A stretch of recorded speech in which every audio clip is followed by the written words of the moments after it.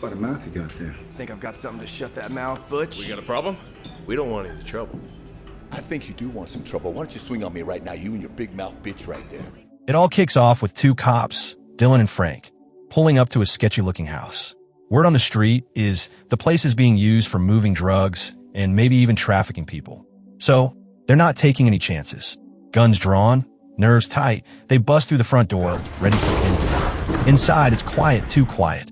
Frank heads off down one hallway and spots a woman just lying there on the floor, not moving. Meanwhile, Dylan stays sharp and starts clearing the rooms one by one. Just as he catches his breath, he hears Frank groaning from somewhere else in the house. He rushes over and finds Frank bleeding bad. It's a mess. Dylan yells for backup, but before help comes, he bolts upright in bed. It was just a bad dream. A vivid one, but still just a dream. In reality, Dylan's on the road with his wife, Briner. They're headed to the woods in Alabama for a camping getaway. The trip's supposed to help Dylan heal up, both physically and mentally, after catching a bullet on a recent mission. On the way, they make a pit stop at this tiny, middle-of-nowhere diner to grab some food and stretch their legs. While Briner grabs a seat, Dylan slips into the restroom to check his wound. As she's waiting, the doors swing open and in walk three rough-looking dudes. One of them, big guy, full of himself, strolls up to Briner and starts mouthing off. What a mouth you got there. Think I've got something to shut that mouth, Butch? His buddies chuckle behind him like it's some comedy show. Just when it looks like things might take a bad turn, Dylan shows up. You got a problem? We don't want any trouble. I think you do want some trouble. Why don't you swing on me right now, you and your big mouth bitch right there. But before anyone lands a punch, this older lady walks out from behind the counter and shuts it all down with a sharp glare. The thugs back off immediately. Thanks, ma'am, Dylan says, still fired up. The woman gives a small nod and introduces herself as Mama. Turns out, she owns the joint. The same guys who just backed off? Apparently, they're scared of her. Now listen, you all order whatever you want because it's on Butch. Oh, no, Mama. What would Jesus do, Butch? With that, Dylan and Briner hit the road again. By the time they reach the forest, it's nearly dusk. They set up their tent, cook a little something over the fire, and start to unwind. The place is peaceful, nothing but trees, fresh air, and the sound of birds. As they settle in, a female forest ranger stops by and warns Briner not to break any rules. Said the nearby villagers don't trust strangers too much. Briner nods, trying to be polite, but there's definitely some tension in the air. Later that evening, right before the sun dips down, they decide to stretch their legs and go for a walk in the woods. But halfway through their stroll, rain starts coming down fast. So they run for cover and find this creepy old house sitting there like it's been waiting for them. They huddle together on the porch, waiting out the storm. Briner, curious as always, suggests they peek inside. The door creaks open. It's unlocked. Dylan hesitates, but follows her in. They wander around a bit, but soon the rain stops, and Dylan gets ready to head back. He grabs his stuff, but Briner lingers. Wow.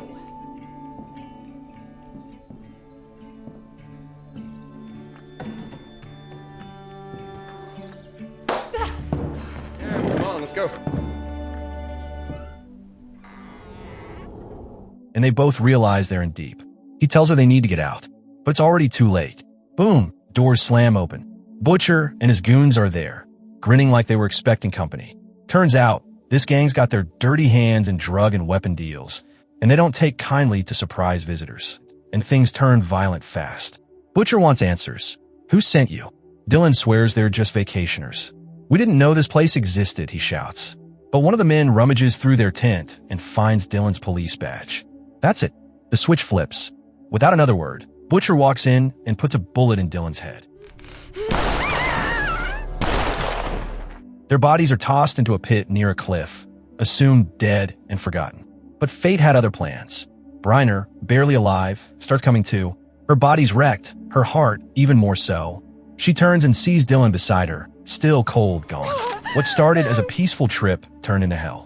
She sobs, her cries echoing into the trees. But somewhere deep in her, something clicks. A part of her, long buried, comes back to life. You better quit, cupcake. But now, she wanted vengeance. Meanwhile, at the gang's main hideout, Butcher and the others were lounging around like nothing had happened. Several women were being kept there against their will. As long as she can cook in the bedroom, that's all we care about. Ain't that right, girl? Mama, the old lady from the diner, shows up, but she's not who she pretended to be. She's the real boss, a deadly queenpin using her diner as a front for guns and narcotics. Back in the forest, Briner makes her way back to the old camp. Everything reminds her of what she lost. Her grief turns to fire. She spots an axe stuck in a log and yanks it free. Then she breaks a branch and carves it into a spear. It's go time. That afternoon, Butcher gets sent to make a deal with some mob guy named Hank. Weapons change hands. Afterward, Butcher returns and checks in with one of Mama's most trusted guys, Lawrence, a hacker who could probably break into the Pentagon if he gave him 5 minutes. Meanwhile, Briner tracks down one of the gang's henchmen outside the building.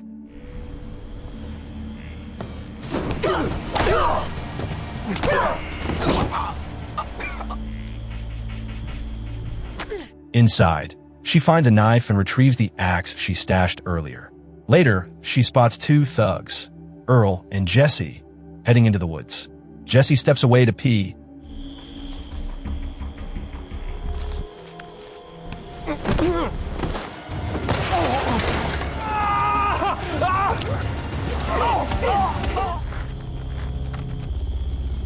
When Jesse wakes up, she's got a rope around his neck. "Where's the base?" she demands.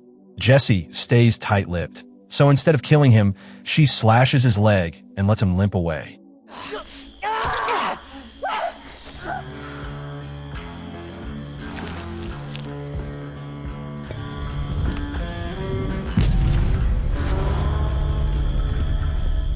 The boom rattles the whole forest. A nearby hunter, Hobbs, hears it and stumbles on Earl's body. Jesse, bleeding and hobbling, eventually finds Butcher. He's a mess, repeating the same thing over and over. She's alive. She's coming. Butcher doesn't believe him until it's too late. He tosses Jesse into the car, thinking that's the end of it. Hey!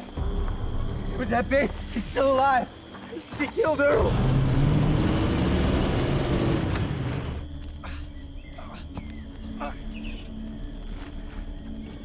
Mama was fuming. Her eyes practically sparked with rage as she stormed toward Butcher, demanding to know how he'd let Briner slip through his fingers. "You had one job," she snapped. She didn't want excuses, she wanted results. Briner had become a serious problem, and now the whole operation was at risk.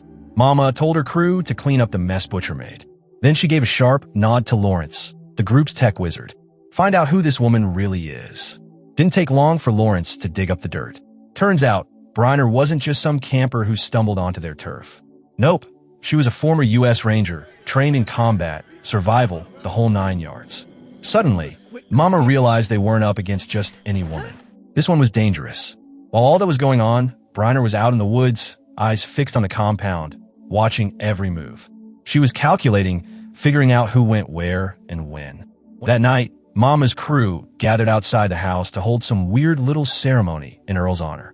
It was more of a booze fest than anything. Most of the men had dragged themselves into the warehouse to keep the drinking going, so the compound was only lightly guarded.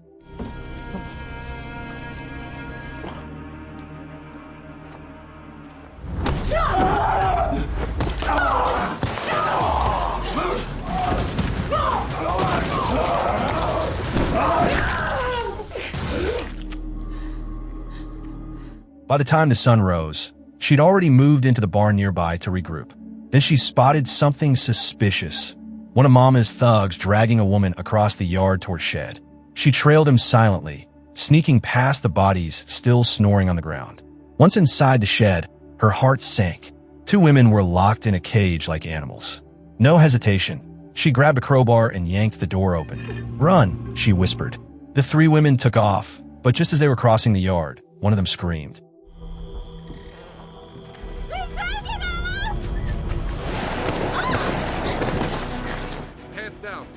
Cut him off in the river. Briner managed to grab one woman. Her name was Emily, and bolted into the forest, leaving the rest behind in the confusion. They ran hard, trying to shake the guys chasing them. Keep moving!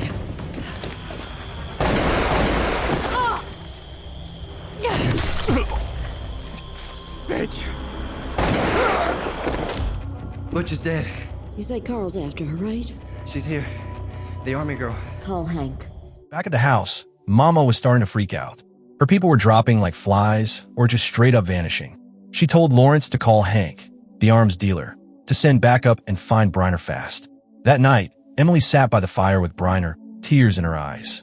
"You saved me," she said quietly, but her smile faded fast. She was pregnant with Hank's baby. If Mama found out, there was no way she'd let Emily live. Briner put a hand on her shoulder and promised, "I'll get you out. I swear it." Next morning, Briner was washing her face in a stream when she heard Emily scream again. Just then, a hunter named Hobbs came into view on a nearby hill, gun raised. They both froze, pointing weapons at each other.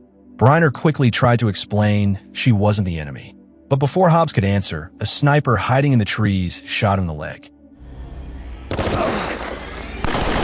on. We have to hurry. She helped Hobbs up, but knew he couldn't move fast. "Stay here. We'll lead them away." She and Emily took off again, heading deeper into the woods.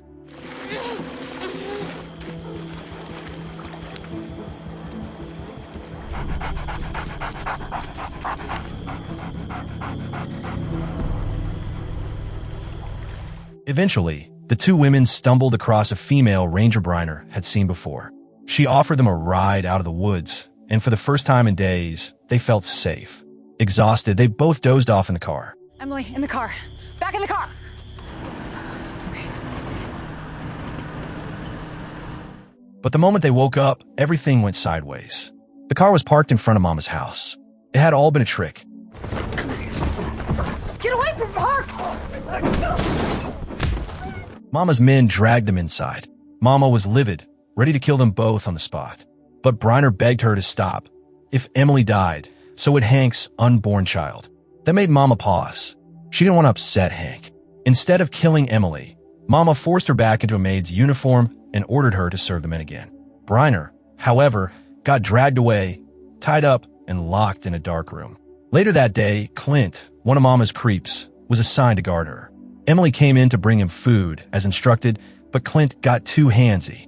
Briner saw it happening and decided to act. Why don't you stop messing with girls?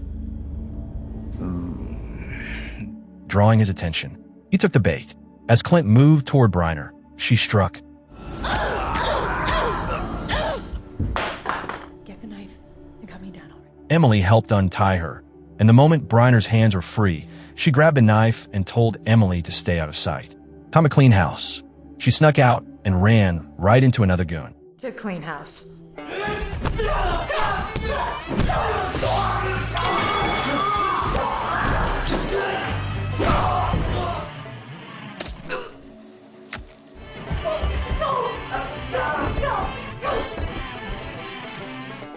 Mama returned to the house and stopped cold when she saw one of her men lying lifeless. Then her eyes landed on the rope. Briner had escaped. You are resilient.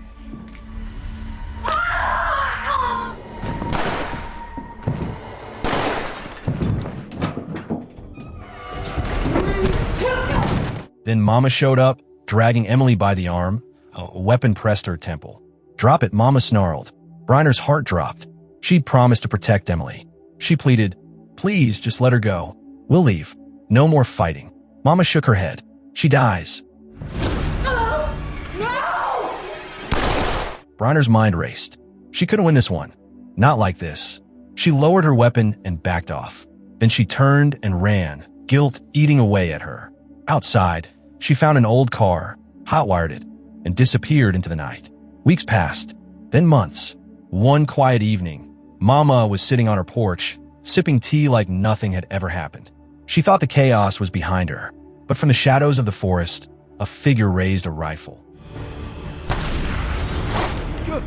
A single shot rang out. Mama collapsed, lifeless in her chair. Briner had kept her promise, just a little later than planned. And that's how it ends. And that wraps up today's video. If you found it interesting, don't forget to hit the like button and subscribe for more content just like this. Got thoughts, theories, or questions? Drop them in the comments. We always love hearing from you. Thanks for watching, and we'll see you in the next one. Stay curious, stay sharp.